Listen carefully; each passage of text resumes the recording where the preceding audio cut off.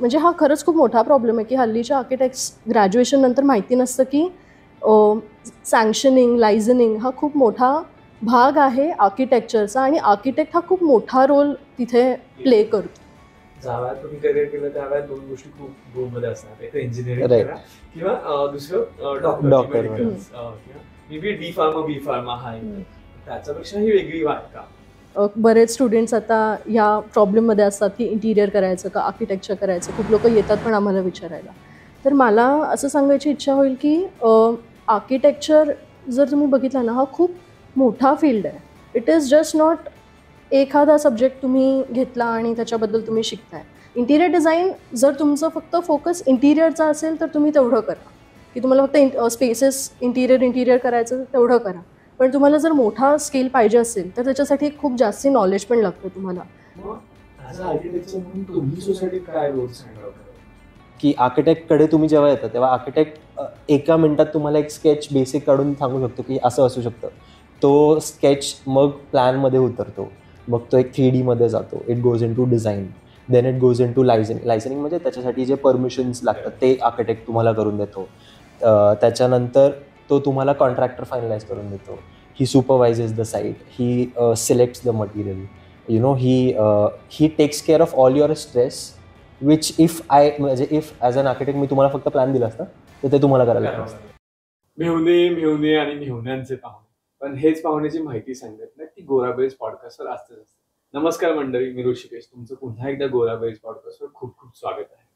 खरं तर प्रत्येकाला असं वाटत असतं की इंटिरियर डिझायनिंग करायचं की आर्किटेक्चर करायचं, पण आजकाल ना आपण इतकं काही वेगवेगळ्या गोष्टी बघतो आणि इंस्टाग्राममध्ये तुम्हाला एकतरी इंटिरियर डिझायनिंगचं रील येतं किंवा ते फीडवर तुमच्या येतच, पण तुम्हाला नेमकं माहित नसतं की ते कोणी डिझाईन केलेलं आहे. म्हणजे तो एक्झॅक्टली इंटिरियर डिझायनर आहे का, तो 2 महिन्याचा 3 महिन्याचा कोर्स करून मार्केटमध्ये आलेला प्लेअर आहे की त्यांनी ऍक्च्युअली त्या क्षेत्राची असलेली आर्किटेक्चरची डिग्री घेतलेला व्यक्ती आहे आणि तो ते काम करतो.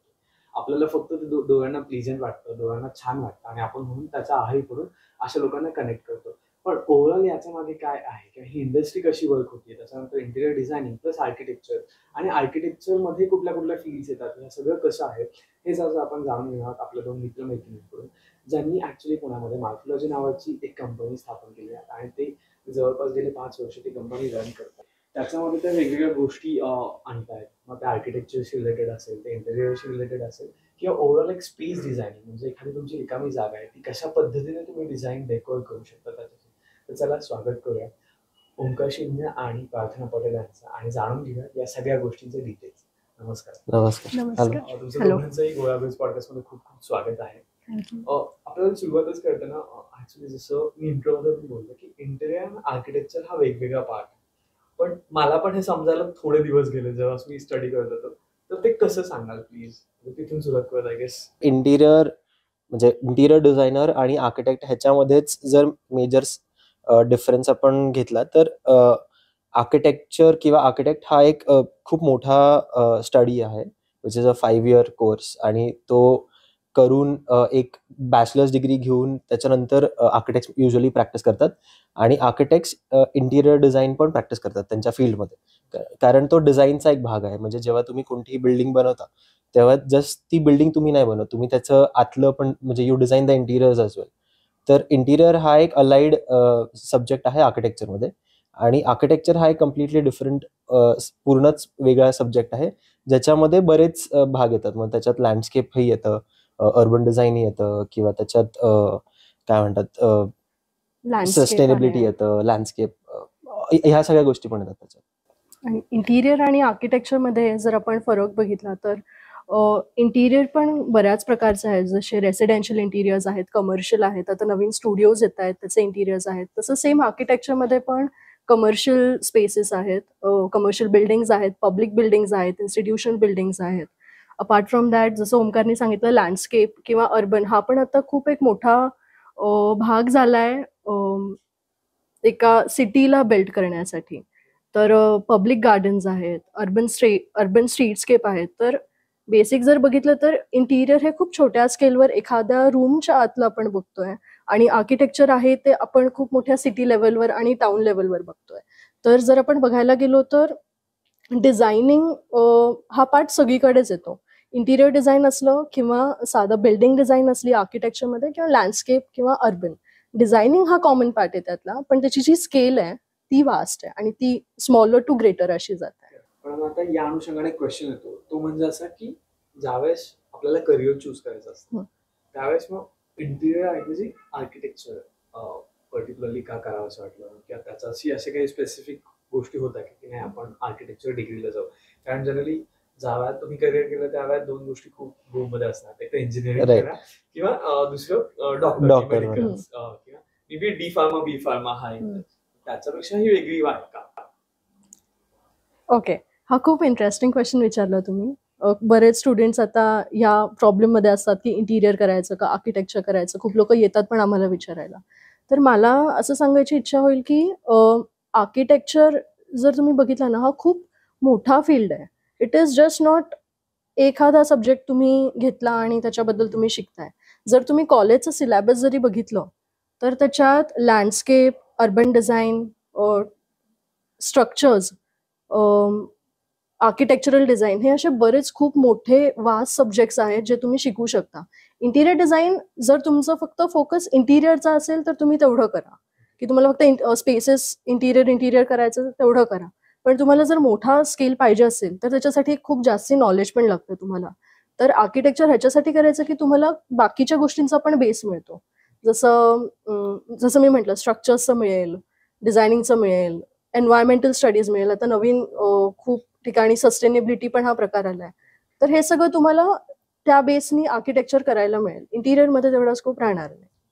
So that is the motto. या पण जसं आता टच बोलता बोलता मी टच केलं की एन्व्हायरमेंट आजकाल असं झालंय की प्रत्येकाला ते हवंय की ग्रीन हाऊस गॅसेस पासून आता आपण ग्रीन हाऊस बिल्डिंग पर्यंत आलोय किंवा ग्रीन हाऊस होम पर्यंत आलोय. आपण असं म्हणू शकतो की आपल्याला सगळ्यांनाच ग्रीनरी हवी असते होम मध्ये. मग आर्किटेक्चर करताना तो एन्व्हायरमेंटल आस्पेक्ट कुठला असतो बेसिकली ज्याला आपण टच करतो? सो जेव्हा आम्ही आर्किटेक्चर स्टडी करतो, जेव्हा म्हणजे कॉलेजमध्ये वेन वी परस्यू आर्किटेक्चर, तेव्हा एक एन्व्हायरमेंटल डिझाईनचा एक फॅक्टर नेहमी कोणत्याही डिझाईन किंवा फक्त कॉलेज नाही, जेव्हा आम्ही प्रॅक्टिस पण करतो तेव्हा तुम्ही म्हणजे आम्ही जेव्हा डिझाईन कोणतंही स्ट्रक्चर करतो, म्हणजे भलेही ते बंगलो असेल किंवा एखादं पूर्ण अपार्टमेंट असेल किंवा कमर्शियल पूर्ण एक टावर असेल किंवा पूर्ण एक टाउनशिप असेल, म्हणजे तुम्ही जर मगरपट्टा बघितलं तर ह्याच्यामध्ये बेसिक आहे की तुम्ही एन्व्हायरमेंटला कन्सिडर करूनच डिझाईन करू शकता. कारण if you go opposite to the environment you will have massive एकतर infrastructure cost, running cost, maintenance cost for that.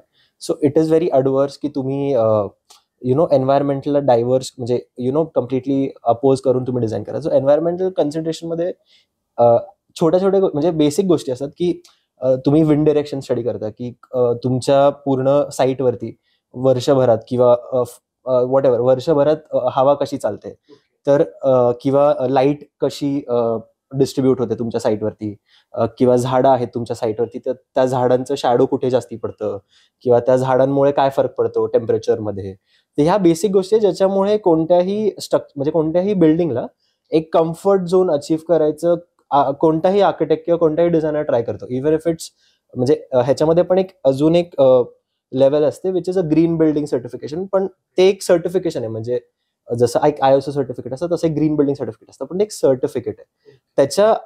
त्याच्या व्यतिरिक्त पण ते सर्टिफिकेट जरी नसेल कोणी घेतलं तरी पण जेव्हा कोणताही डिझायनर डिझाईन करतो तेव्हा तो ह्या गोष्टी डोक्यात ठेवतोच. कारण आफ्टर ऑल जे लोक वापरणार त्यांच्या कम्फर्टसाठी आपण डिझाईन करतो, राईट. तर ह्या ऍस्पेक्ट स्टडी करूनच आपण डिझाईन करतो की ओके जर कोणत्या साईटवरती wind direction is flowing from the west to the east, तर आपण स्पेसेस असे डिझाईन करू जिथे मॅक्सिमम ओपनिंग त्या डिरेक्शनमध्ये, ताकी हवा खेळती राहील, तिथून हवा येईल आतमध्ये, आणि मग थोडं हाईट वरती वरच्या मजल्यावर ओपनिंग असेल सो दॅट म्हणजे वॉर्म एअर युजली वर जाते, कोल्ड एअर खाली सेटल होते, सो सर्क्युलेशन मेंटेन राहते एअरचं. किंवा जिथे साईटमध्ये तुम्ही असं म्हणाल की झाडांमुळे सगळ्यात जास्त शेड होते तिथे टेम्परेचर ऑब्व्हियसली 2 किंवा 5 डिग्री कमी असेल बाकीच्या साईटपेक्षा, जिथे ऊन खूप जास्ती पडतं. तर तिथे आपण अशा स्पेसेस प्लॅन करू शकतो जिथे दिवसभर लोक राहणार आहेत. जसं त्यांचं लिव्हिंग रूम, मोस्टली तुम्ही लिव्हिंग रूम मध्येच दिवसभर असतात रादर देन बेडरूममध्ये तुम्ही युजली फक्त रात्री झोपायला जातात. तर तुमचा लिव्हिंग रूम मध्ये आपण अशा जागी प्लेस करू शकतो जिथे तुमचं सन सगळ्यात कमी तिथे अफेक्ट होतंय because of the sun radiation सगळ्यात कमी. सो ह्या बेसिक गोष्टी आहेत. म्हणजे हे कोणताही डिझायनर डिझाईन करताना हे गोष्टी लक्षात ठेवतोच आणि हे बाय हॅबिटच डेव्हलप होतं कॉलेजमधून किंवा तुम्ही जसं जसं प्रॅक्टिसमध्ये पुढे जाल तर ह्या गोष्टी म्हणजे बाय प्रॅक्टिसच तुमच्या डिझाईनमध्ये येऊन जातात. So we don't usually think की असं करायचंय, ते होऊन जातं. युजली बेसिक गोष्टी झाल्या तर त्याच्यासोबत कुठल्या बेसिक गोष्टी असतील तर एक येतं की चॅलेंजेस टू दॅट बेसिक गोष्टी आहे किंवा कुठली जर्नी जसं आपण मगाशी म्हणत होतो की वेगवेगळे करिअर पाहत होतं लाईक इंजिनिअरिंग होतं डॉक्टर होतं you choose something which is different basically किंवा जे लोक नाही चूज करत ते चूज करताना कुठले चॅलेंजेस आलेत किंवा कुठल्या गोष्टी याचं हडल म्हणून आल्यात आणि त्या ओव्हरकम कराव्या लागल्या. मे बी मग पॅरेंट कन्व्हिन्सिंग असेल किंवा मे बी स्वतःला कन्व्हिन्स करणं असेल की आर्किटेक्चर म्हणून काय करायचं आपल्याला वेगळं as a not a interior designer ते असेल किंवा आज ज्यावेळेस कंपनी फॉर्म केली त्यावेळेस असेल की what you are doing different than other people. So असे 3 स्टेजेस मधले चॅलेंजेस आहेत. सो खूप बेसिक आहे. म्हणजे पेरेंट्सनी कधी असं काही सांगितलं नाही आहे. दे वर ऑलवेज ओपन की तुम्हाला जे करायचं आहे तुम्ही ते करा. कॉलेज झालं आणि त्याच्यानंतर आपण जेव्हा प्रॅक्टिकल वर्ल्डमध्ये आलो ना, कॉलेज हे खूप थिओरॉटिकल आपल्याला शिकवतं. सगळ्यांचा प्रॉब्लेम असेल हा, असा नाही आहे की माझा प्रॉब्लेम आहे की. आणि when I came into the real world भरकटले होते मी की मला माहितीच नाही आहे की करायचं काय आहे. कारण जसं मी आधी सांगितलं की खूप सारे फील्ड्स आहेत. इंटिरियर आहे, लँडस्केप आहे, आर्किटेक्चर आहे, अर्बन डिझाईन आहे, पण माहितीच नाही आहे की आता आपण करायचं काय आहे. मग पहिल्या प्रश्नाला मास्टर्स करूया का, म्हटलं नको, मास्टर्स नको. सर्वात आधी जॉब घेतला की let's go into some job. आधी बघूया की प्रॅक्टिकल वर्ल्डमध्ये काय चालू आहे. तिथे तर वेगळंच दिसायला मिळालं की तिथे म्हणजे हा खरंच खूप मोठा प्रॉब्लेम आहे की हल्लीच्या आर्किटेक्ट्स ग्रॅज्युएशन नंतर माहिती नसतं की सँक्शनिंग, लायझनिंग हा खूप मोठा भाग आहे आर्किटेक्चरचा आणि आर्किटेक्ट हा खूप मोठा रोल तिथे प्ले करतो. पण लकीली मी अशा ठिकाणी जॉब केला जिथे लायझनिंग हा खूप मोठा भाग होता आणि मला तिथे ते शिकायला मिळालं. अपार्ट फ्रॉम दॅट बंगलोज आणि इंटिरियर हा पार्ट होता. सो मला एक डिरेक्शन मिळाली तिथे. ते केल्यानंतर मग मला लक्षात आलं की ओके, मला एक चाल मिळाली आणि then I started I talk to him की आपण एक कंपनी फॉर्म करूया, आपण एक स्टार्टअप करूया. आणि मग we came together, we started morphology design studio. आणि तो पहिला चॅलेंज होता की करायचं काय. तर दुसरा चॅलेंज असं आपण केलंय, पण क्लायंट कोण आहेत आपले आणि आणायचं कुठून क्लायंट. पण ठीक आहे, म्हणजे लकीली सगळं होत गेलं आणि वी स्टार्टेड गेटिंग क्लायंट्स. आणि त्याची एक्सपर्टीज वेगळी आणि माझी एक्सपर्टीज वेगळी आहे, म्हणजे त्याचं तो सांगेलच. हा, सो तेच कंटिन्यू करतो मी की कॉलेज नंतर निघाल्यानंतर एक मोठा ब्लँक स्पेस असतो की काय करायचं. तर म्हणजे मी तर असंच म्हणेल की प्रॅक्टिस म्हणजे कोणाद्वारे तरी जॉईन केलं खूप चांगलं असतं, कारण तुम्हाला एक डिरेक्शन करते. जसं माझं एक ऑफिस जॉईन करायचं मोटिव्ह असं होतं की प्रॅक्टिकल नॉलेज तर पाहिजेच, पण त्याच्यावर हे पण माहिती पाहिजे की एक बिझनेस कसा डेव्हलप करायचा ह्या फील्डमध्ये. कारण ह्या फील्डमध्ये बिझनेस डेव्हलप करणारं माझ्या एक्सपिरियन्समध्ये कोणी नव्हतं मला सांगण्यासाठी किंवा तिला पण सांगण्यासाठी. तर काय करतात ह्याच्यामध्ये, काय गोष्टी बघतात किंवा मार्केटिंग कसं करतात. कारण असं बेसिकली आर्किटेक्चर ही अशी फील्ड आहे जिथे तुम्ही खूप ओपनली मार्केटिंग नाही करू शकत, कारण it is a profession, it is not a business after. So थोडे रेस्ट्रिक्शन्स असतात. म्हणजे जसं एक so there is a council of architecture. जसं कोणत्याही बाकी प्रोफेशनचं एक काउन्सिल असतं. जसं एक बार, लेट्स से लीगल बार असतो म्हणजे लॉयर्सचा, किंवा मेडिकल एक असोसिएशन असतं. तसं काउन्सिलचं पण एक आर्किटेक्चरचं पण एक काउन्सिल. सो त्यांचे काही रूल्स अँड रेग्युलेशन्स आहे की तुम्ही मार्केटिंग खूप ओपनली नाही करू शकत, तुम्ही सोशल मीडियावर डायरेक्ट मार्केटिंग नाही करू शकत. की म्हणजे तुम्ही जर असं म्हणाल की एखादी D2C कंपनी ते जेवढं ओपनली मार्केट करू शकतात तेवढं एक प्रोफेशनल माणूस किंवा एक एनी पर्सन, म्हणजे आर्किटेक्ट असू दे किंवा लॉयर असू दे किंवा डॉक्टर असू दे, तो तेवढं ओपनली नाही मार्केट करू शकत. सो एक तर ते restriction. Then how do you get into this business, how do you start with, so how do you get clients, किंवा ह्याच्यामध्ये चार्ज कसं करतात. कारण हे असं आहे की ह्याचं काही स्टँडर्ड MRP नाही आहे, it is a profession. So तुम्ही चार्ज कसं करायचं ह्याचं. की ज्यावेळेस एक आर्किटेक्चर म्हणून माझं डोळ्यांसमोर एखादी व्यक्ती येते किंवा एक इमेज येते, तर आतापर्यंत अशीच इमेज येते की तो असतो तो फक्त प्लॅन काढून देतो. मग ॲज अ आर्किटेक्चर म्हणून तुम्ही सोसायटीत काय रोल स्टँड आउट करता हे जाणून घ्यायला आवडतं. कारण कुठल्याही सामान्य माणसाला विचारलं आणि त्यासाठी आर्किटेक्चर म्हणजे काय? अरे काही नाही, ते फक्त Right. प्लॅन काढून देतात ते असतात. तुम्ही सॉफ्टवेअर मध्ये गेला तर आर्किटेक्चर म्हणजे सगळ्यात खराब त्याला शिवाय असतं. कारण त्याने आर्किटेक्चर घाण केलंय म्हणून मी डेव्हलपमेंट घाण केली आणि म्हणून तुला डिफेक्ट सापडला. Okay, तर okay, हा okay. फ्लो असतो बेसिकली. आणि कुठल्याही गव्हर्नमेंट आर्किटेक्चर मध्ये तर आपण सगळ्यांना शिव्या शिवाय देतो. हा ब्रिज काय बांधलाय आणि तो का केलाय काही माहित नाही. Good question. तर तुम्ही असं वेगळं काय स्टँड आउट करता? सो बेसिकली जे लोकांचं एक अझम्पशन आहे ना, की आर्किटेक्ट फक्त प्लॅन काढतात, सो तेवढंच नसतं. आता तुम्ही एक म्हणजे आपण एक अझम्पशन घेऊ की लेट्स से तुम्ही आहात, तुम्हाला एक बंगलो डिझाईन करायचं. ओके, तर तुम्हाला मी फक्त एक पेपरवरती प्लॅन काढून दिला तर तुम्ही ते घर बांधू शकाल का? थोड्याफार प्रमाणात हो असतं. थोड्याफार प्रमाणात. हो. ओके, पण तेच जर मी तुम्हाला पूर्ण प्रोसेस म्हणजे डिझायनिंग पासून ते घर म्हणजे राईट फ्रॉम द प्लॅन, की आर्किटेक्ट कडे तुम्ही जेव्हा येता तेव्हा आर्किटेक्ट एका मिनिटात तुम्हाला एक स्केच बेसिक काढून सांगू शकतो की असं असू शकतं. तो स्केच मग प्लॅन मध्ये उतरतो, मग तो एक 3D मध्ये जातो, it goes into design, then it goes into liaisoning म्हणजे त्याच्यासाठी जे परमिशन्स लागतात ते आर्किटेक्ट तुम्हाला करून देतो. त्याच्यानंतर तो तुम्हाला कॉन्ट्रॅक्टर फायनलाइज करून देतो. He supervises the site, he selects the material, you know, he takes care of all your stress, which if as an architect मी तुम्हाला फक्त प्लॅन दिला असता तर ते तुम्हाला करायला लागलं असतं. तर मी तुम्हाला जर हँड हेल्ड करून पूर्ण तुम्हाला घरात आणून सोडू शकतो. तर हे बेसिकली एक आर्किटेक्टचं काम असतं, की आर्किटेक्ट फक्त प्लॅन काढून देत नाही, तो तुम्हाला म्हणजे लिटरली एक बेबी पावला म्हणजे काय म्हणतात, तुम्हाला सगळे स्टेप्स तो तुमच्या बरोबर चालतो आणि तुम्हाला शेवटच्या टप्प्यापर्यंत पोहोचवतो तुमच्या घरी जाणं. So that is the main concept. म्हणजे जे लोकांना जे खूप which is a very wrong assumption की फक्त प्लॅन्स काढून देतो. It's not true. म्हणजे आम्ही तुमचा स्ट्रेस लिटरली तुमच्याकडून टेक ओव्हर करून आम्ही तुम्हाला डिलिव्हर करतो. So that is what an architect does. जसं आपण मगाशी बोलत असताना पण बोललो की टाउन प्लॅनिंग किंवा अर्बनायझेशन मध्ये पडतो. असे काही सिग्निफिकंट सिटीज किंवा डेव्हलपमेंट आहेत का विच यू नो आणि त्याच्यावर ती सिटी ऍक्च्युली वेल झाली आहे किंवा ऍक्च्युली एक ग्लोबल रेकग्निशन मिळालंय, तसं काहीच झालंय जस्ट बिकॉज ऑफ आर्किटेक्चर मध्ये? कोणाचं नको उदाहरण देऊ प्लीज. ओके, म्हणजे यात 2 फॅक्टर्स आहेत. एक आहे की आपण आत्ताच्या डेव्हलपमेंटमध्ये राहतोय हे ऑलरेडी प्लॅन्डच आहे. टाउन प्लॅनिंग कडनं हे ऑलरेडी आर्किटेक्ट्स बसून हे सगळं प्लॅनिंग करतात की कुठले झोन्स आहेत, कुठले पब्लिक झोन्स आहेत, कमर्शियल झोन किंवा रेसिडेन्शियल झोन. ह्याचा एक डेव्हलपमेंट प्लॅन ऑलरेडी PMCने काढलेला असतो, जो आर्किटेक्ट्स आणि कन्सल्टंट्स बसून हे तयार करतात. सो हा तर आहेच एक मेजर रोल की सिटी प्लॅनिंगमध्ये आर्किटेक्ट्सचा खूप मेजर रोल आहे.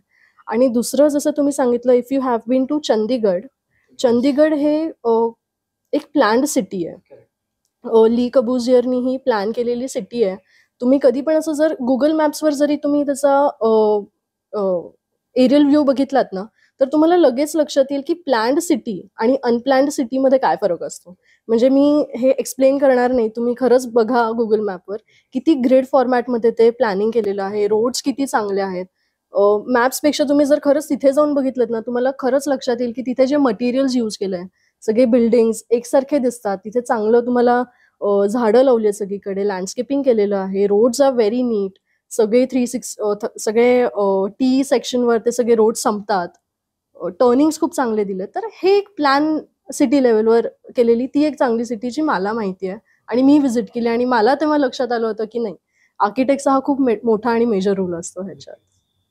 सो आता आपण बोललो की बघायचं अर्बनायझेशन आपण सिटीचं तुम्ही छान उदाहरण दिलं नक्कीच. पण आता वर्ड ट्रेंडिंग आहे बेसिकली, तो इंस्टाग्रामच्या स्टोरी पासून ते लोकांना त्यांच्या घरामध्ये हॉटेल्स आणि याच्यामध्ये पण हवा आहे. आणि प्लस तोच वर्ड आपण आजकाल सिटीमध्येच बघतो किंवा आता जसं पुण्याचं मेट्रो स्टेशन साठी पण बघतो, that is aesthetic one. I know थोडंसं स्माइली येण्यासारखा वर्ड आहे किंवा तो इतका आजकाल की म्हणजे तुम्हाला जर तुम्ही 10 लोकांच्या स्टोरी बघितल्या एखाद्या अस्थेटिक ते दिसतंय. आणि मग आपण ते कुठेतरी इंटेरियर डिझायनर्स किंवा एक आपण म्हणू शकतो आर्किटेक्चर्स पण ते आणायचा प्रयत्न करतात त्यांच्या ओव्हरऑल डिझाईन्स मध्ये. बरोबर. ते किती सस्टेनेबल आहे आणि ते कसं आणता तुम्ही बेसिकली? सो ह्याचं एक सिम्पल उत्तर आहे की हे आणणं असं आहे की ह्याचं उत्तर एवढं स्ट्रेट फॉरवर्ड आहे की क्लायंटचं ब्रीफ किती चांगलं आहे. ह्याच्यावर एक डिझायनर त्याचं डिझाईन खूप चांगलं किंवा डिव्हिएट होऊ शकतं. तर जेव्हा पण कोणत्या पण डिझाईन मीटिंगसाठी पहिल्यांदा जेव्हा क्लायंट भेटतो एका डिझायनरला, तर त्या पहिल्या मीटिंगमध्येच आर्किटेक्ट हे ग्रास्प करतो की त्यांना ऍक्च्युली म्हणायचं काय किंवा त्यांचं विजन काय कोणत्या पण जागेला घेऊन. म्हणजे फॉर एक्झाम्पल ते हॉटेल जरी असेल, तर जर त्या क्लायंटचं विजन एवढं स्ट्रॉंग असेल की मला हे एकदम मेडिटेरेनियन थीमचं हॉटेल पाहिजे, जिथे मला थोडं बीची वाईब द्यायचंय किंवा असे काही स्पेसेस क्रिएट करायचे जिथे बीच वाईब येईल. मग त्याच्यामध्ये सँड हे मटेरियल यूज करू शकतो. जर क्लायंटचं ब्रीफच एवढं स्ट्रॉंग असेल ना, तर आर्किटेक्टला डिझाईन करणं खूप सोपं होतं किंवा कोणत्याही डिझायनरला. तर हे जे एस्थेटिक कसं आणतात किंवा ते किती सस्टेनेबल आहे, ह्याचं हेच उत्तर आहे की it is depending on clearly how clear the client is. जर क्लायंटच अनक्लिअर असेल ना, तर मग ते एस्थेटिक किंवा ते डिझाईन एकत्र आणणं एका डिझायनरसाठी पण खूप अवघड होऊन जातं. मग त्याच्यावर खूप रिव्हिजन्स होतात, मग ते खूप पुढे म्हणजे चालतच राहतं.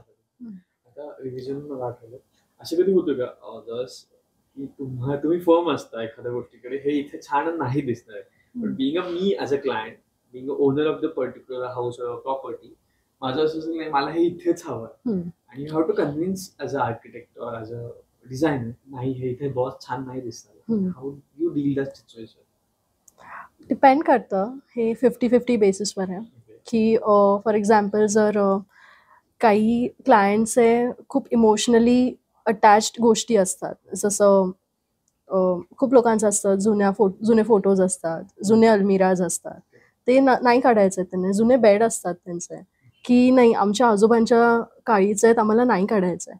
तिथे we try to give a new look to that, की जर फोटोज आहेत तर त्याचे फ्रेम्स आहेत ते बदलता येत आहेत का आपल्या हिशोबाने, त्या थीमच्या हिशोबाने. बेड आहे तर त्याची सनमायका वगैरे चेंज करता येते का. थोडंसं जसं तुम्ही आधी म्हटलात एस्थेटिकली ते कसं पुट इन करायचे, त्यांचे इमोशन्स बॅलन्स करून, प्लस म्हणजे आमचं कामच आहे ते की क्लायंटला सर्व्ह करणं, की त्यांना जे हवं आहे त्या हिशोबाने त्यांना देणं. सो सेकंड पार्ट ह्याचा असा येतो की जर क्लायंट तुम्हाला माहिती आहे की आम्हाला खूप मान देतोय आणि जर आम्ही त्यांना सरळ सांगितलं की हे इथे चांगलं नाही दिसणार, तर ते म्हणतात ठीक आहे, तुम्हाला जसं बरोबर वाटतंय. ती फ्रीडम त्यांनी जर आम्हाला दिलेली आहे, तर आम्ही स्ट्रेट फॉरवर्डली ते सांगतो. नाहीतर मग sometimes you have to make a tweak and then convince them की ते कसं चांगलं नाही दिसणार. So you are a bit firm on your decisions. Yes, कारण Yes. कारण आमचं कामच ते आहे की तुम्हाला चांगल्या ठिकाणी घेऊन जायचंय. आता प्रत्येक फील्ड असेल तर त्याचा एक स्पेक्ट्रम असतो बेसिकली. तर मग आर्किटेक्चर फील्डचा काही स्पेक्ट्रम आहे किंवा how you will define as a spectrum for architecture? So spectrum जर तुम्ही म्हणायला गेला तर जेव्हा तुम्ही आर्किटेक्चर कॉलेज पास करता, तेव्हा बेसिकली तुम्ही एक आर्किटेक्चरल डिझायनर म्हणून ग्रॅज्युएट झालाय. सो तो जो डिझायनर हा एक टॅग असतो ना तुमच्याकडे, that tag you can take to any other field. म्हणजे असं नाही की तुम्ही आर्किटेक्चर नंतर आर्किटेक्चरच प्रॅक्टिस करताय. म्हणजे असं म्हणजे सम ऑफ माय फ्रेंड्स, आमचे काही मित्र किंवा अजून काही प्रोफेशनल कलिग्स, हे बरेच लोक आर्किटेक्चर नंतर UI UX डिझाईन प्रॅक्टिस करतात किंवा काही लोक सेट डिझायनिंग प्रॅक्टिस करतात. म्हणजे किंवा काही लोक फॅशन डिझायनिंग प्रॅक्टिस करतात, इव्हेंट मॅनेजमेंट करतात. सो आर्किटेक्चर हा एक खूप चांगला बेस आहे तुमच्यासाठी. आर्किटेक्चरमध्ये तुम्हाला इट इज व्हेरी ओपन. म्हणजे आर्किटेक्चर तुम्हाला एक खूप चांगला बेस देतो टू फर्स्टली तर डिझायनिंग बेस, की तुम्हाला एक एवढी क्रिस्प डिझाईन सेन्स येते की तुम्ही कोणतेही डिझाईन प्रॅक्टिस करू शकता. आणि सेकंडली तुम्हाला एक मॅनेजमेंट ओरिएंटेड थिंकिंग देते. तर त्याच्यामुळे बेसिकली आर्किटेक्चर पास झाल्यानंतर जो एक मॅनेजरल रोल आहे ना, तो एक आर्किटेक्ट खूप चांगला हँडल करू शकतो. तर असं काही नाही की ह्याचा स्पेक्ट्रम काय, ह्याचा स्पेक्ट्रम एकदम वियर्ड असू शकतो. म्हणजे काही असू शकतो. आय हॅव सीन म्हणजे माझे मित्र जे आर्किटेक्ट होते ते आता पायथन डेव्हलपर्स आहेत किंवा सॉफ्टवेअर डेव्हलपर्स आहेत. So that is the. पण ते अशा कंपनीमध्ये जिथे त्यांचं काय म्हणतात, त्यांचं डिझाईन नॉलेज खूप काम येतं त्यांना. एक्झॅक्टली UI UX मध्ये. सो ते त्याच्यात पण इनपुट देतात इव्हन ॲज अ डेव्हलपर.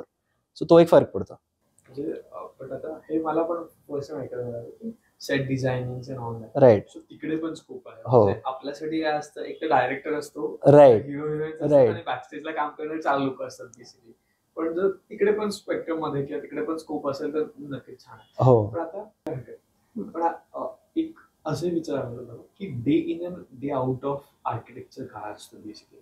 कारण माझा पर्स्पेक्टिव्ह जर बघायला गेला तर एक असेल की काय तो येऊन प्लॅन करतो जो तुम्ही मगाशी खोडून काढला.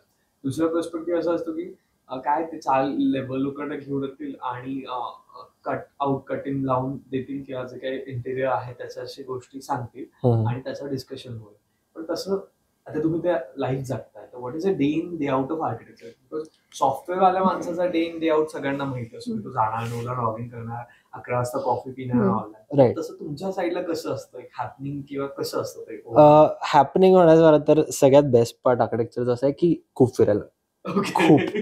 म्हणजे आम्ही आठवडा ऑफिसला येत नाही एवढं, म्हणजे साईट व्हिजिट चालू असतात. So that is the best part म्हणजे माझ्यासाठी तरी. सो ते एक चांगली गोष्ट आहे. आणि डे इन डे आउट असं आहे की म्हणजे माझ्यासाठी थोडं वेगळं असू शकतं कारण I am running the business, I am the owner. So माझ्यासाठी it's a very different spectrum की मी असं नाही होत की मी 9 वाजता लॉग इन केलं आणि 6 वाजता लॉग आउट केलं. असं नाही, माझ्यासाठी 24 तास चालू असतं. So there is no day in day out. But architecture खूप फन आहे. म्हणजे जर तुम्ही डे इन डे आउट असं म्हणायला गेलं तर I'll tell you what the fun in architecture is. म्हणजे कसं आहे ना की जेव्हा तुम्ही पेपरवरती एखादी गोष्ट डिझाईन करता, आफ्टर अ इयर जेव्हा ती गोष्ट फिजिकली त्या स्केलवरती तुम्हाला तिथे दिसते ना, ते जे सॅटिस्फॅक्शन असतं ना एका आर्किटेक्टसाठी ते खूप इमेन्स आहे. म्हणजे यू कॅनॉट इमॅजिन. म्हणजे I will say that as a software like I tell you in a software background example की तुम्ही जेव्हा एखादं स्क्रिप्ट लिहिता for any software and Wien you deploy it and Wien the app is running, the happiness which you get त्याच्या 10x मिळतं मला. कारण ते फिजिकली मला तिथे मी त्याला हात लावू शकतो, त्या बिल्डिंगला मी तिथे जाऊन उभा राहू शकतो. सो ते I think it's more satisfying for me as an architect. आणि त्याहूनही जास्ती आनंद तेव्हा मिळतो जेव्हा क्लायंट खुशी त्या घरात किंवा त्या स्पेसमध्ये राहतात. म्हणजे त्यांना जेव्हा त्यांचं घर हे खूप चांगल्या रीतीने डिझाईन्ड मिळतं, ते त्यांचा आनंद बघून आम्हाला जास्ती आनंद होतो. कारण आमचा एंड प्रोडक्ट क्लायंट आणि त्यांच्या चेहऱ्यावरचा जो आनंद आहे तो आहे. प्रत्येक व्यक्ती आहे त्याच्या आयुष्यात एक ब्लॉकेजेस येतात. Right. Being architecture, being a designer, being IT software आपण जे एक्झाम्पल घेतो मगासपासून, त्याचा तो ब्लॉक येतो. तुम्हाला असं होत नाही की कधीतरी क्रिएटिव्ह ब्लॉक आलाय किंवा अशी कधी भीती वाटत नाही की नेक्स्ट डे मॉर्निंग मी उठलो आणि I did not find any good design which makes happy my customer, my client, तर मी काय करेन? कारण माणूस आहेत आणि प्रत्येक वेळेस तुम्ही गोल करून आयडिया नाही घेऊ शकत. तर मग त्यावेळेस तुम्ही काय करता की असा फेज येते का, आणि ती येत असेल तर तुम्ही तिला कशी ओव्हरकम करता? असे फेजेस येतात. लकीली इनफ असं खूप लॉंग टर्म फेज नाही आहे आमच्या लाईफमध्ये अजून तरी की म्हणजे it's a prolong phase. He phase खूप चालली आहे, पण it's a may be a day or 2. तर तेव्हा आम्ही युजली असं करतो की आम्ही सोडून देतो डिझाईन करून. We stop at that point आणि आम्ही सोडून देतो आणि आम्ही म्हणतो की ठीक आहे, जेव्हा सुचेल तेव्हा रिझ्यूम करू. कारण किती पण डेडलाईन असली क्लायंटची तर after all it is a human mind. म्हणजे मला पण किंवा तिला पण किंवा any other architect in a firm, it is a what you say, we have to run through our brain and brainstorm a lot of ideas and then come up with something. तर तेव्हा आम्ही असं करतो की we stop at that moment and then we resume after a day on that project or that work. That is how we deal with it. पण तुम्ही जर असं प्रोलॉंग म्हणलं, म्हणजे असं बऱ्याच आर्किटेक्चर लाईफमध्ये होतं. आत्ता तर we are still in our 20s, so we are still young. पण जेव्हा तुम्ही 50 वर्ष किंवा 30 वर्ष एका प्रॅक्टिसमध्ये असाल तर हे खूप साहजिक आहे की एक क्रिएटिव्ह ब्लॉक येतो किंवा एक सॅच्युरेशन पॉईंट येतो तुमच्या करिअरमध्ये. पण तेव्हा I give you example. BV Doshi म्हणून एक आर्किटेक्ट आहे. सो आय मीन होते, so he passed away. So he is one of the greatest architect in history. So त्यांच्या पण लाईफमध्ये असं एक क्रिएटिव्ह ब्लॉक आला होता. See he live 90+. So late in his career त्यांना असं होतं की खूप प्रॅक्टिस केली आहे, he wants to switch. So he went into film direction. So he shot some films. त्यांनी ऍक्टिंग पण केली काही फिल्ममध्ये. सो असंच आहे की स्विच करा तुम्ही किंवा तुम्ही चेंज करा तुमचं पाथ. आणि ॲज अ क्रिएटिव्ह माइंड तुम्हाला थोडं स्विच करू शकता. जसं मी तुम्हाला म्हटलं की सेट डिझायनिंग करू. सो असं तुम्ही स्विचेस करू शकता इफ यू रिअली थिंक की तुम्हाला एक खूपच सॅच्युरेशन आलंय लाईफमध्ये. आणि I guess तुमच्याकडे ती अपॉर्च्युनिटी पण असते की every project is something different. Exactly right. या प्रत्येक प्रोजेक्टचा रिक्वायरमेंट वेगळ्या आहेत. कारण प्रत्येक जरी 2BHK असेल तरी प्रत्येक 2BHचं अस्थेटिक वेगळं असू Right. शकतं किंवा त्याची राईट. ब्रीफिंग वेगळी असू Right. शकते, जसं तुम्ही मगाशी म्हणाला. पण याच पॉईंटला कन्सिडर मला एक पुढचं विचारायला आवडेल. जर आपण एक आर्किटेक्चर बोलतोय, मगाशी तुम्ही छान आन्सर दिली, doctor versus compounder. I like that. Okay, पण पुढे जाऊन असं आहे ना की इंस्टाग्राम आणि Facebook is everything of interior.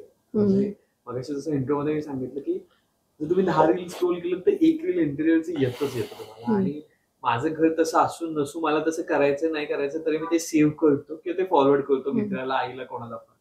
पण ज्यावेळेस इतक्या सगळ्या डिझाईन्स इंटेरियरच्या किंवा इतक्या सगळ्या घराच्या डिझाईन्स इथे अवेलेबल असतात, ॲज अ पर्सन किंवा ॲज अ आर्किटेक्चर म्हणून what you are present is a different. हा क्वेश्चन परत येतो. कारण आजकाल असं पण आहे ना की लोक कारागीर घेऊन येतात. कारागीर तर कुशल असतात त्यांच्या कामामध्ये. त्याला डिझाईन दाखवलं तर तो एक्झॅक्ट सेम बनवून देतो.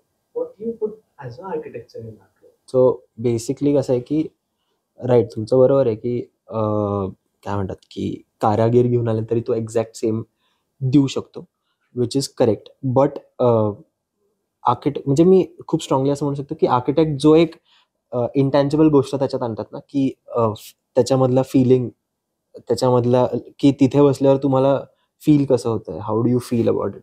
सो ते ॲस्पेक्ट्स एक आर्किटेक्ट खूप जास्ती चांगल्या पद्धतीने समजू शकतो, रादर देन कारागीर जो तुम्हाला तसं कॉपी पेस्ट करून देऊ शकतो. I am not saying it is wrong की तुम्ही तसं करताय. Everybody has their own requirement. सगळ्यांनाच आर्किटेक्ट कडून किंवा इंटिरियर डिझायनर कडून डिझाईन करूनच घ्यायचं असं काही रिक्वायरमेंट नसतं. राईट. पण एक आर्किटेक्ट ज्या सेन्सिबिलिटीनी ते डिझाईन हँडल करतो, त्या सेन्सिबिलिटीनी मे बी एक कॉन्ट्रॅक्टर किंवा एक कार्पेंटर नाही करू शकणार, इज वॉट आय से.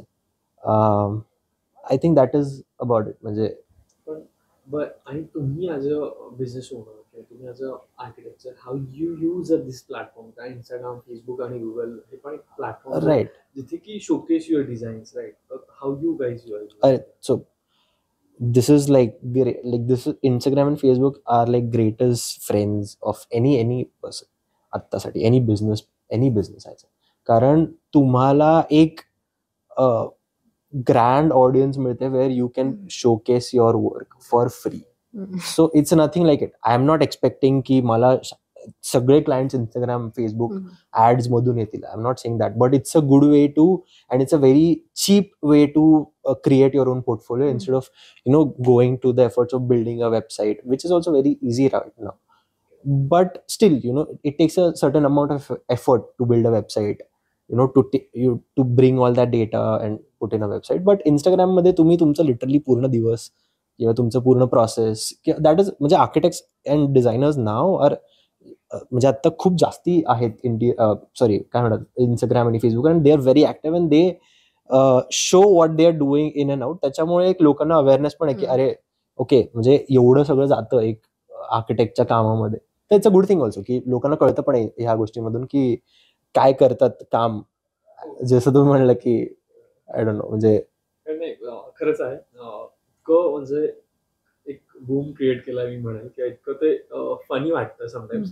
मध्यंतरी मी एक रील बघितली होती, एक कोझी कॉर्नर केलेला आहे, एक सिटिंग केलेलं होतं विंडोचं, आणि त्याच्यात तो आर्किटेक्चर आहे किंवा इंटेरियर डिझायनर आहे, तो येऊन कॉफी घेऊन बसतो आणि वर लाईन दिलेली होती, म्हणजे तुझी वाट बघत मी इथे बसेल कायमचा. सो ते कुठेतरी मनाला पण एक, तुम्ही वेगळ्या मूड मध्ये असता ते तुम्हाला एक वेगळ्या मूड दिसतात. आणि तुमचा पण व्यवसाय मी म्हणेन किंवा तुमचं पण तेच मोठं आहे की तुम्हाला एक normal living to the spacious किंवा एक वेगळा लुक द्यायचा त्याच्या लिव्हिंगला. आणि जे तुम्ही त्यांच्या रील मधून पण दाखवता तर ते अटॅच होत आहे कुठे.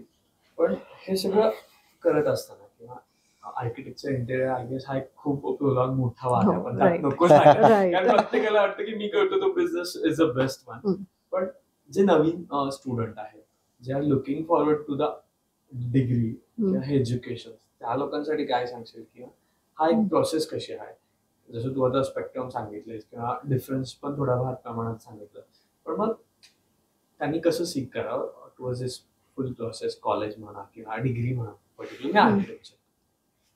कॉलेज स्टुडंटला हेच सर्वात आधी सांगायची इच्छा होईल, की तुम्ही जेव्हा कॉलेजमध्ये ॲडमिशन घेताय, म्हणजे डिग्रीसाठी, आर्किटेक्चर डिग्रीसाठी, तर 5 वर्ष हे आयुष्यातले खूप महत्त्वाचे आहेत. म्हणजे असंच वेस्ट नका करू. तुम्ही मार्केटमध्ये खूप चांगले कॉम्पिटिशन्स आले आहेत, डिझाइन कॉम्पिटिशन्स. तुम्ही तुमच्या फर्स्ट इयरपासूनच तुम्ही ते सुरू करा. वाचन ठेवा. म्हणजे कॉलेजमध्ये बरेच चांगले लायब्ररीज आहेत. तुम्ही आर्किटेक्चरबद्दल वाचा. तुम्ही समजून घ्या. तुम्ही थर्ड इयरमध्ये आलात, की तुम्ही यू स्टार्ट डुइंग इंटर्नशिप.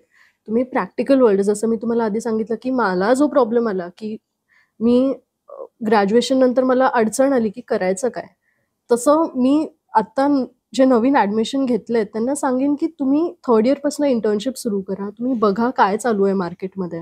तुम्हाला लक्षात येईल. तुम्हाला लाईफमध्ये जेवढी लवकर क्लॅरिटी येईल, तेवढी इझिली तुम्ही तुमचं करियर पर्स्यू करू शकाल. तर जेवढे अपॉर्च्युनिटीज तुम्हाला मिळतायत, तेवढे तुम्ही खरंच ग्रॅस्प करा आणि कॉन्फिडन्स वगैरे घालवू नका. म्हणजे आपले प्रोफेसर्स कॉलेजमध्ये खूप सांगत असतात, की नाही अकॅडमिक्सकडे लक्ष द्या, हे करा, ते करा. It's fine. म्हणजे तुम्ही कॉलेज आवर्स सांभाळून तुम्ही बाकीची कामं पण करा related to architecture, related to design आणि ते तुम्हाला नेहमीच आयुष्यात पुढेच घेऊन जाणार आहे.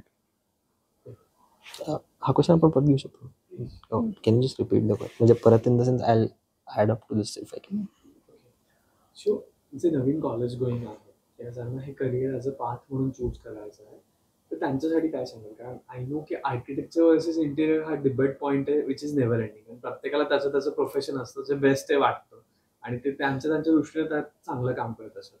बट जी नवीन मुलं आहेत ज्यांना इंजिनिअरिंग किंवा बाकीचे फील्ड्स नाही करायचे, जसं इंजिनिअरिंग, मेडिकल हे जे कॉमन गोईंग फील्ड्स आहेत ते नाही करायचं, तर त्या लोकांना जर आर्किटेक्चर किंवा या गोष्टींकडे यायचं तर त्यांनी काय पर्स्पेक्टिव्ह किंवा काय मोठं ठेवलं पाहिजे? सो ज्यांनी अजून घेतलं नाही ॲडमिशन त्यांच्यासाठी तर मी असं सांगेल, की तुम्ही म्हणजे ते मुलं खूपच छोटी असतात एकदम. सो त्यांना एक गायडिंग हँड लागतो, की काय फील्ड्स असतात. म्हणजे as a 12th pass out खूप कन्फ्युजन असतं, की काय घ्यावं, इंजिनिअरिंग घ्यावं का मेडिकल घ्यावं, कारण हे जनरलाइज्ड गोष्टी आहेत. त्याच्यामध्ये तुम्ही काहीतरी वेगळं पर्स्यू करायला ट्राय करणं is also very not supported by your parents, let's say at some cases. तर त्याच्यामध्ये मी असं सांगेल, की एक तर गायडन्स सीक करा, ज्यांच्याकडून पण तुम्हाला करता येईल. म्हणजे ते पेरेंट्स असतील किंवा रिलेटिव्स, फ्रेंड्स, हुएव्हर इट इज, तुम्ही ते करा. आणि जेव्हा तुम्हाला जर आर्किटेक्चर घ्यायचं आहे, तर मी तर असंच म्हणेल, की तोपर्यंत त्याला कळायला पाहिजे त्या मुलाला, की आर्किटेक्चरमध्ये फक्त डिझायनिंग किंवा फक्त स्केचिंग, की स्केचिंगमध्ये चांगलं आहे म्हणून आर्किटेक्चर घ्यायचं असं नाहीये. आर्किटेक्चरमध्ये टेक्निकल नॉलेज पण भरपूर असतं. म्हणजे हे मुलांना खूप नंतर येऊन कळतं आर्किटेक्चरमध्ये, की अरे architecture is not just designing or not just sketching or design, it's a lot of technical things. म्हणजे तुम्हाला त्याच्यामध्ये सिव्हिल इंजिनिअरिंग पण हा पण एक सब्जेक्ट आहे जो तुम्हाला कळायला पाहिजे. तुम्हाला फिजिक्स, की स्ट्रेसेस कसे हँडल होतात बिल्डिंगमध्ये, स्ट्रक्चर्स कसे वर्क होतात. there's a lot of math which also comes with it. So basically math मी यासाठी म्हणतोय, की जेव्हा आर्किटेक्ट डिझाईन करतो तेव्हा त्याला हे पण कन्सिडरेशन करायला लागतं, की ते स्ट्रक्चर उभं कसं राहील. लोड कॅल्क्युलेशन असतात. सो असं नाही की तुम्ही डिझाईन केलं आणि स्ट्रक्चर इंजिनिअरला डू टाकतात, ते त्याचा पार्ट आहे, आता तो करायला, असं नाही होत. ॲज अन आर्किटेक्ट तुम्हाला स्वतःला ते कॅल्क्युलेशन जमले पाहिजे, की हे जे मी ट्राय करतोय करायचं हे खरंच होणार आहे का. तर ह्याच्यात बऱ्याचशा टेक्निकल गोष्टी पण आहेत.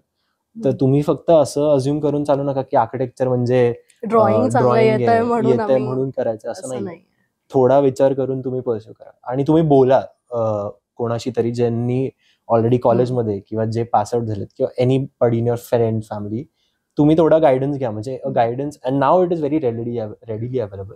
कारण आता तर म्हणजे, आणि आता counselling, there a lot of career counselling going on. Maybe when I took architecture, मला असं होतं की मला आर्किटेक्चरच्या आधी भरपूर गोष्टी करायच्या होत्या. म्हणजे मला so firstly I wanted to become a doctor, then I also wanted to become a VFX person. So I had a design thinking with me. मला एक टेक्निकल नॉलेज पण होतं, की म्हणजे I was good in softwares. म्हणजे मी 10वी पासून म्हणजे करायचो, I use to write software. So मला ते एक टेक्निकल बेस पण होता माझ्याकडे. So my brain was very align to both of that.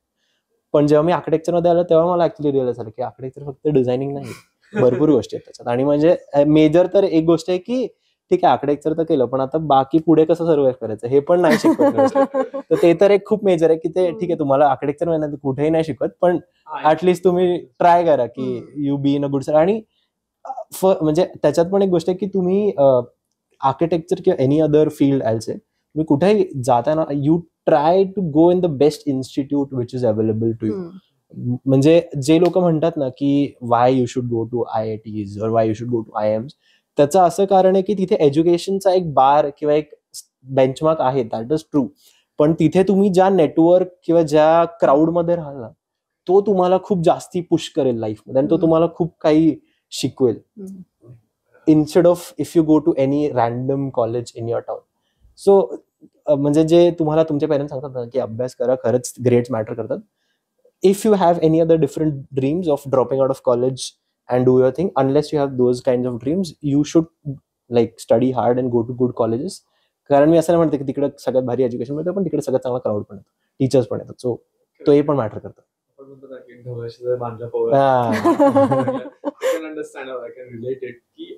ते असतं तुम्ही ज्या वातावरणात वाढता. म्हणजे देर इज अ रिझन की IIT मधून एवढे सक्सेसफुल स्टार्टअप्स आलेत, फ्लिपकार्ट आलंय किंवा ग्रोफर झालंय किंवा एनी अदर, म्हणजे IITs IIMs मधून, किंवा का हार्वर्डचे लोक किंवा का स्टीव्ह जॉब स्टॅनफोर्ड मधून भलेही ड्रॉप आउट होऊन but he came from Stanford, right? I am sorry if this is wrong, I need to confirm this, but he came from a good college, right? And that is how he dropped out, and then because त्याकडे तो crowd होता. So तुमचा crowd आणि तुमचं environment matter करतात या गोष्टीमध्ये. आणि डेफिनेटली असं की तुम्ही कुठल्या बॅकग्राऊंड मधून येतात, तुमच्यासोबत काय आयडियाज आहेत, तुम्ही कुठल्या आयडियाज मध्ये उठता बसता, ते तुम्हाला डेव्हलपमेंट माइंडसेट हा खूप इम्पॉर्टंट पार्ट आहे. माइंडसेट पाहतो. पण आता त्याच्यासोबतच एक क्वेश्चन येईल की कुठलाही बिझनेस असतो ना, त्याच्यासोबत एक माइंडसेट असतो सोसायटीचा. तर तुमच्या बिझनेस सोबत असे काही चॅलेंजिंग माइंडसेट आहेत का जे तुम्हाला खूप फेस करायला लागतात बिंग आर्किटेक्चर पर्सन म्हणून, की अशा कुठल्या होल्ड हँड्स आहेत की जे तुम्हाला तुमचा बिझनेस ग्रो करण्यापासून मागे खेचतात, किंवा असं कुठले हडल्स आहेत का की ते त्या फील्डला एक लिमिट लावतात बेसिकली, की नाही इतकंच आहे किंवा याच्या पुढे नाही जाता येते, असे काय आहेत का ज्या गोष्टी की तुम्हाला ज्यांनी सेटबॅक घ्यावा लागतं? ऑनेस्टली स्पीकिंग मला तर असं वाटत नाही की असे काही सेटबॅक्स आहेत. असे सेटबॅक्स म्हणजे हे काय म्हणतात, सेल्फ क्रिएटेड असू शकतात. म्हणजे की एकतर आर्किटेक्चर हे करणं म्हणजे जेव्हा तुम्ही कोणताही डिझाईन बिझनेस प्रॅक्टिस करताय, तर डिझाईनमध्ये असं होतं की जो ओनर आहे, म्हणजे फॉर एक्झाम्पल मी ओनर आहे, तर कोणताही क्लायंट माझ्याकडे अप्रोच होतो तर तो माझ्या डिझाईनसाठी येणार ना, की माझ्या डोक्यातून जे आयडियाज येतात. तर माझा पण एक सॅच्युरेशन पॉईंट आहे. सो तो एक मे बी तुमचा पर्सनल एक सॅच्युरेशन किंवा तुमचा एक पर्सनल सेटबॅक असू शकतो की तुम्ही वर्षातून मे बी एवढेच प्रोजेक्ट्स करू शकता. पण हे पण एक पर्सनल सेटबॅक आहे. तुम्हाला किती तुमचं प्रॅक्टिस तुमच्या पर्यंत ठेवायचं आहे, का तुम्हाला ते एका कॉर्पोरेट लेवलवरती ग्रो करायचं आहे. You want bring in partners, you want bring in directors, तुम्हाला ते ग्रो कसं करायचं आहे. सो हे मी असं म्हणेल की हे एक पर्सनल लेवल सेटबॅक्स आहेत. असं काही मला सोसायटी कोणत्या गोष्टीसाठी इट्स होल्डिंग मी बॅक, और असं मला तरी असं वाटत नाही की any other external factor is going to affect my work or my business. As an architect, I can go into development also. I can have my own construction business also. कारण मला नॉलेज आहे ह्या सगळ्या गोष्टींचं. कारण एवढे वर्ष practice करतोय मी, बघितलं. I stay with developers, I be on site for almost like कधी कधी दिवसभर असतो. तर आम्हाला माहिती आहे. So we can always diversify our business. त्याच्यामुळे स्केलेबिलिटी हा एक इश्यू मी असं म्हणेल की it's a personal internal thing. I don't think there's any external factor which will affect you. मला त्याला चॅलेंजेस काय आहेत ते ऐकायला आवडतील. आता मला ना काही चॅलेंजेस ऐकायला आवडतील, कारण आपण बराच वेळ झालं खूप गुडी की आर्किटेक्चरचं गुड पॉइंट्स, पण डेफिनेटली कुठलाही व्यवसाय असू द्यात किंवा कुठलाही क्षेत्र असू द्यात, चॅलेंजेस तर असतात नक्कीच. आणि ते चॅलेंजेस पार केल्याशिवाय तुम्हाला हा गुड फेज पण दिसत नाही. तर ते काय चॅलेंजेस? आणि मला आवडेल तुम्ही लोकांनी जर बेसिक पासून सांगितलं की म्हणजे मे बी तो एखाद्या वेळेस पेन्सिल चालत नाही असेल तरी चालेल, पण सो पहिले जसं मी म्हटलं की आम्ही क्रिएटिव्ह फील्डमध्ये आहे. पहिला चॅलेंज तर हा सेल्फ चॅलेंज आहे की प्रत्येक वेळेस तुमचं माइंड क्रिएटिव्ह नसू शकतं. तर एखादं ब्रीफ आलं, डिझाईन ब्रीफ आलं, त्याच्यानंतर त्याच्यावर म्हणजे काय, what is the first thing should I draw, किंवा काय डिझाईन प्रोग्राम बनवायचा, हा खूप मोठा चॅलेंज आहे. दुसरी गोष्ट, जर क्लायंट हा क्लिअर नाही आहे की त्याला काय पाहिजे, तर ती आमच्यावरती जबाबदारी येते की आम्ही त्यांना काहीतरी चांगलं द्यायचं आहे. आम्ही आमच्या हिशोबाने दिलं सगळं, म्हणजे आम्ही 10-15 दिवस मेहनत केली, 3D केलं, सगळं केलं आणि दिलं, आणि त्या पॉइंटला येऊन क्लायंट म्हणतोय नाही आम्हाला हे आवडत नाहीये, आम्हाला काहीतरी वेगळं ऑप्शन्स द्या, तर हा खूप मोठा चॅलेंज आहे की परत तुम्हाला रिवर्क करायला लागतं सगळं डिझाईन, परत 2 times 3 times you have to give revision. तर हा एक चॅलेंज आहे. थर्डली, की जर इंडस्ट्रीबद्दलच आपण बोलायला गेलो तर ही एक अनऑर्गनाइज्ड इंडस्ट्री आहे. तर एखादा क्लायंट हा तुमच्याकडे येतोय तसं तुमच्यासारख्या 10 लोकांकडे पण जातोय. म्हणजे दिस इज नॉट रॉंग, पण हे इंडस्ट्री स्टँडर्ड नसल्यामुळे हा थोडासा प्रॉब्लेम आहे, की आपल्याला वाटतं की ओके क्लायंट इन झालाय, पण मग second day you get a call की नाही आम्ही आमच्या ओळखीचे कोणीतरी आहेत त्यांच्यासोबत आम्ही फायनलाइज केलंय. सो तुमची 3 महिन्याची मेहनत, म्हणजे ती मेहनत मेंटल मेहनत पण असते तुमची, तुम्ही तेवढी मेहनत घेतलेली आहे, तुमचा स्टाफ तेवढा वर्क करतो, तुमचं इन्फ्रास्ट्रक्चर गेलंय, ती मेहनत पण असते, plus you are not getting money out of whatever efforts you have put in. तर हा खूप मोठा चॅलेंज आहे ह्याच्यात. आणि हे आपण फक्त एखाद्या व्यक्तीचं नाही बघत आहे, ही आमची इंडस्ट्रीच अशी आहे, म्हणजे आम्ही रोज हे चॅलेंजेस फेस करतो, की रोज असे 10 क्लायंट्स येतात, रोज 10 लोकांसाठी आम्ही रोज 10 डिझाईन बनवतो. इट गोज ऑन, म्हणजे हा चॅलेंज आहेच खूप मोठा. पण आता जसं आपण मगाशी पण बोललो की आपल्याला मनी पार्टकडे पण यायचं, कारण ऍट द एंड सगळ्यात शेवटी ते येतं. आपण मगाशी बोलतो नाही पण बोललो की ही इंडस्ट्री काही स्टँडर्डाइज नाही किंवा कुठलाही जसं मला एखादी गोष्ट घ्यायची तर अमेझॉनवर त्याचा MRP असते, त्याचा MRP नसते. तर मग हे स्टँडर्ड कशा बेसिसवर ठरवलं जातं, म्हणजे तुमच्या डिझाईनची व्हॅल्यू प्लस तुमच्या एफर्टची व्हॅल्यू, कारण ती जोपर्यंत क्लायंटला कळणार नाही तोपर्यंत तुम्हाला तो पे करणार नाही. आणि असं होऊ शकतं ना की मी तुमच्याकडे आलोय, तुम्ही मला XYZ अमाऊंट सांगितली, मी दुसऱ्या कोणाकडे गेलो त्यांनी मला YZ अमाऊंट सांगितली, आणि YZ मला स्वस्त वाटत असेल तर मी तिकडे जाईल, बिकॉज आय डोंट, मला ते माहित नाही की तुम्ही काय मटेरियल वापरताय किंवा कसं डिझाईन देणार, किती एक्सपर्ट आहात, मग हे तुम्ही कसं फायनलाइज करता ऑन द प्राइसिंग लेवल, कारण सगळ्यात मोठं ते आहे बिझनेस रन करताना. सो ह्याचं थोडं व्हेरिएबल आन्सर आहे, म्हणजे की एकतर तुम्ही जर एक बेंचमार्क म्हणून म्हणला तर अर्लियर मी जे सांगितलं एक काउन्सिल ऑफ आर्किटेक्चर आहे, तर काउन्सिल ऑफ आर्किटेक्चर हे एक minimum fees to be charge for certain amount, म्हणजे सर्टन थिंग्स इन डिझाईन, म्हणजे लेट्स से ते आर्किटेक्चर डिझाईन असेल किंवा लँडस्केप असेल किंवा इंटिरियर डिझाईन असेल, ह्याच्यासाठी एक बेंचमार्क लिहून ठेवलेलं आहे. ते मार्केटमध्ये फॉलो होतं असं नाहीये, it is a benchmark, it's a start point for you. त्याच्या व्यतिरिक्त तुमचे फीज किंवा आर्किटेक्ट जे फीज चार्ज करतो हे मला असं वाटतं की मेजरली 2 गोष्टींवर डिपेंड करतं, की एक तर त्याचा एक्सपिरियन्स किती आहे इन द फील्ड, राईट, आणि दुसरं म्हणजे की तो किती, what is his design, how good is his design, right. ह्याला काही अपर लिमिट नाहीये की तो किती चार्ज करू शकतो. There is no upper limit, there is no lower limit also to this. म्हणजे असं पण आम्ही बघितलंय की लोक 10,000 सगळं करायचं, म्हणजे हा खूपच क्रूड आहे, unless I give you a context, but खूप कमी पण एक बेंचमार्क आहे. ह्याचा काही वरचा बेंचमार्क पण नाही, पण हे सोडली ह्याच्यावर डिपेंड करतं की तुम्ही किती वर्ष एक्सपिरियन्स किंवा किती वर्ष मार्केटमध्ये आहात आणि तुमचं डिझाईन किती स्ट्रॉंग आहे, तुमच्या डिझाईनला किती युनिकनेस आहे, राईट. सो हे 2-3 गोष्टी आहेत ज्याच्याने आम्ही डिफाईन करतो की कसं चार्ज करायचं क्लायंटला, राईट. आता हे चार्जेस व्हेरी करतात for different type of work. जसं इंटिरियरला पर्सेंटेजवर चार्ज होतं. जेव्हा आम्ही डेव्हलपर्स किंवा बिल्डरसाठी काम करतो तर डेव्हलपर्स मोस्टली डेव्हलपर्स बरोबर आम्ही जेव्हा काम करतो तेव्हा स्क्वेअर फूट एरियावरती आम्ही, म्हणजे की XYZ amount per square feet, so that is how we charge.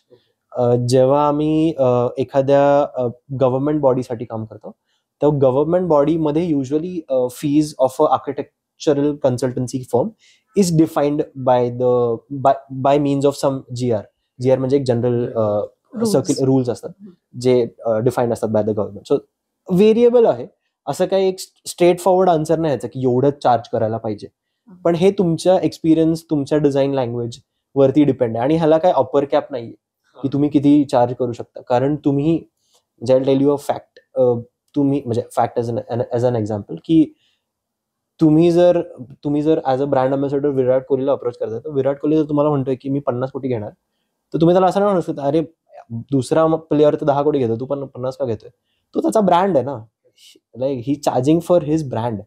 तर असं असं आर्किटेक्चरमध्ये पण आहे की नावावरती किंवा त्या नावासाठी किंवा त्या ब्रँडसाठी there is any XYZ amount which can be charged, and there can and cannot be a logic to it, right? It is solely dependent on the brand of that practice when it matures to 40 years down the line, or maybe a project which they have done which is a turn point in their career. म्हणजे असं mostly असं होतं की एखाद्या architecture किंवा design firm मध्ये एक defining project असतो त्यांचा, ज्याच्यानंतर त्यांचा ब्रँड रेकग्नाइज होतो, त्यांचा ब्रँड लाईक रेकग्निशन येतं मार्केटमध्ये, people know them may be nation around the nation. तर त्याच्यामुळे फरक पडतो तुम्ही कसं चार्ज करता, because after that you create a brand for yourself. तर this is I think any design firm proceeds in how they structure their fees. Apart from that तुम्ही काय लेवलचे सर्व्हिसेस देताय त्यांना, आणि किती इझिली तुम्ही क्लायंटला किती इज मध्ये ठेवताय. राईट. तर जर क्लायंट त्याच्या घरी बसल्या बसल्या आरामात he can trust on us की नाही, मला 2-3 महिने सांगितलं तेवढ्यात मला माझं काम मिळेल, तर ती सर्व्हिस आम्ही देतोय की जेवढी चांगली सर्व्हिस तेवढे जास्ती चार्जेस. हे पण एक रेशो आणि प्रपोर्शन आहे त्याचं. नक्कीच. कारण nowadays आपण सर्व्हिसवर जीएसटी तसं म्हणतो, राईट. Right. की जर तुम्ही सर्व्हिस चांगली देत असाल तर Right. You get the good things. ते आहे.